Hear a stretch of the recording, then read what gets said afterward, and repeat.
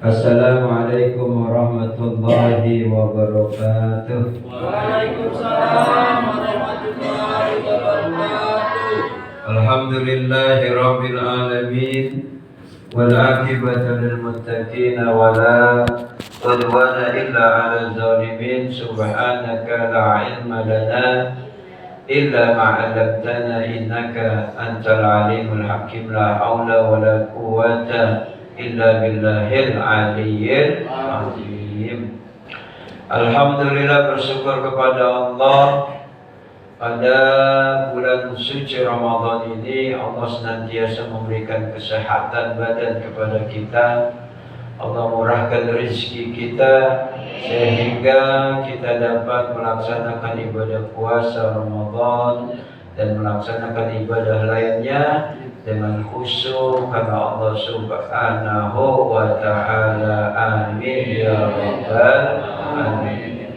Salawat beriring salam kita haturkan pada junjungan kita Nabi besar Muhammad sallallahu alaihi wasallam. Semoga kita semua mendapatkan syafaatul uzma yaumal qiyamah. Amin ya rabbal alamin. Alhamdulillah, puasa yang kita kerjakan sudah masuk ke puasa yang ke-10 nih ya. Sholatnya, tarawihnya yang ke-11. Alhamdulillah, artinya 20 hari lagi lebaran ya. Cuma kalau udah 10 hari sholat tarawih rata-rata musola ama masjid rata-rata sudah pada hilang. Husnuzon aja nggak boleh suzon. Mana nih orang kampung sawah? Husnuzon lagi pada belanja di mall. Amin amin ya Allah. Lagi pada bikin nastar nggak kelar-kelar ini ya. Mudah-mudahan yang istiqomah sholat tarawih di musola Babu Rahim nanti Idul Fitrinya semuanya dikasih kaya sama Allah. Amin ya Allah ya rabbal alamin. Bener kalau doa kaya tuh aminnya kenceng banget. Amin ya rabbal alamin. Bapak Ibu yang dirahmati oleh Allah Subhanahu wa taala, ada satu pertanyaan dari jamaah Ustadz. Kenapa di bulan puasa suci Ramadan kita sahurnya sedikit, makannya sedikit, tapi ngapa ya badan kayaknya kuat banget sampai maghrib? Bener apa kagak? Kan rata-rata kalau dibangunin sama emaknya kan, ini mau nasi banyak apa dikit? Rata-rata nggak ada yang nyaut banyak, rata-rata pengennya dikit. Ya, beda sama yang buka puasa. Lontong kudu ada, bawang kudu ada, bihun kudu ada, semuanya ada. Yang dimakan macam sedikit. Tapi kalau maghrib emang makannya rada banyak, beda dengan sahur. Kenapa itu orang makan sahur sedikit tapi bisa kuat sampai maghrib 13 jam? Ya, karena alasannya adalah hadis Rasulullah Sallallahu Alaihi Wasallam. Dalam satu hadisnya Rasulullah bersabda, Inna syaitan yajri min ibni Adam majrad dam. Sesungguhnya syaitan itu mengalir pada tubuh manusia itu di aliran darah manusia. Ya. Maka kalau ada setan, ada orang yang makannya banyak, paling gampang digoda setan. Ya. Digoda setan tuh kalau makannya banyak. Ya, makanya kurangin makan. Maka kata Rasulullah SAW, fadayyibu, sempitin aliran setan itu menggoda manusia dengan apa? Bil ju'i wal atas, dengan cara menahan lapar dan haus. Maka tasahharu fa inna fis suhuri barakah. Sahurlah kalian karena sesungguhnya di dalam kita sahur itu ada keberkahan. Salah satu keberkahannya adalah kuat kita nahan lapar, nahan haus selama 13 jam atau seharian penuh. Ya, jangan kagak sahur. Kemarin ada konten kreator bilang, ngapain sih sahur bikin puyeng aja, kata gitu. Kenapa ada sahur? Ya, kalau konten kayak begini, konten yang kagak baik, kagak bagus. Emang sahur itu diperintahkan dalam agama. Biar apa kita bangun sahur? Paling banter bisa sholat subuh. Kenapa kita bangun sahur? Biar badan kita kuat sampai nanti maghrib. Ya, itulah yang diajarkan oleh Rasulullah Sallallahu Alaihi Wasallam. Yang selanjutnya adalah tentang badan yang kita miliki nih, yang sekarang bisa bergerak, pengen ke depan, pengen ke belakang, ya. Ini badan pada dasarnya ini milik siapa nih, ya? Sekarang badan mutlak milik kita. Mau jasad, mau roh itu mutlak milik kita sekarang, ya. Kita mau apain aja terserah. Ini badan mau dijadikan badan yang selalu beribadah kepada Allah, terserah. Mau badan kita, pengen badan kita bermaksiat kepada Allah, Allah pun bilang terserah. Cuma ada resiko. Ya, termaksud roh yang ada di dalam jasad kita, itu juga terserah kita. Ini roh mau diapain? Mau bermaksiat apa beramal soleh. Maka kata Luqman Ibnu Hakim, itu kan dalam surah Al-Quran ada tuh surah Luqman. Nasihat yang sering banyak diberikan kepada anaknya adalah nasihat Luqman Ibnu Hakim kepada anaknya. Artinya Pak, kalau jadi bapak jangan jarang ngobrol sama anak. Kalau ada bapak pasti ada ibu. Tandanya ibu juga diperintahin suruh sering-sering ngobrol menasehati anak. Maka ada nasihat dari siapa? Dari Luqmanul Hakim. Ya, ini Luqmanul Hakim bilang gini nih, qala libnihi ya bunayya, wahai anakku. Ini ngasih tahu nih siapa Luqmanul Hakim.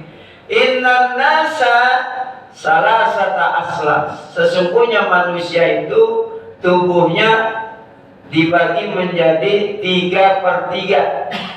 Tahu 3/3? Sepertiga. Ya, kata siapa? Luqmanul Hakim. Sulusun lillah, sepertiganya milik Allah. Nih ingat ya, sekarang masih milik kita nih. Nanti kalau udah kita selesai meninggal dunia, sulusun lillah, sepertiganya milik Allah. Wasulusun litudi, sepertiganya itu milik cacing-cacing tanah. Ini anaknya bengong aja tuh, lagi bapaknya ngomong tuh Luqmanul Hakim. Di bapak ngomong apaan sih? Sepertiga milik Allah, sepertiga milik cacing-cacing tanah. Wasulusun linafsi, dan sepertiganya badan manusia itu adalah linafsi, pemiliknya adalah diri sendiri. Masih bengong dan tuh anak di bawah mau ngomong apa sih? Sepertiga milik Allah, sepertiga milik dirinya, sepertiga milik cacing. Fa amma ma huwa lillah, yang milik Allah itu sepertiga apa tuh? Ternyata ruhuhu, ruhnya itu milik Allah. Kalau nanti kita meninggal, ruh yang pemiliknya adalah Allah akan nyamperin si pemiliknya itu siapa? Allah Subhanahu wa ta'ala. Kalau ruhnya itu ruh yang baik, maka dia akan ke atas illiyin. Ada kan di surah Al-Waqiah. Kalau nanti ruhnya itu ruh yang sering bermaksiat, dia akan fisijin. Apa sijin? Lubang dari lubang neraka. Ingat nih Pak, di dalam badan kita ada ruh. Ruh itu pemiliknya Allah. Dah tuh. Yang kedua, sulusun linafsi. Sulusun linafsi ini sepertiganya itu adalah milik manusia itu sendiri. Asep punya badan, ya. Sepertiga dari badannya Asep itu adalah milik Asep. Apa itu maksudnya?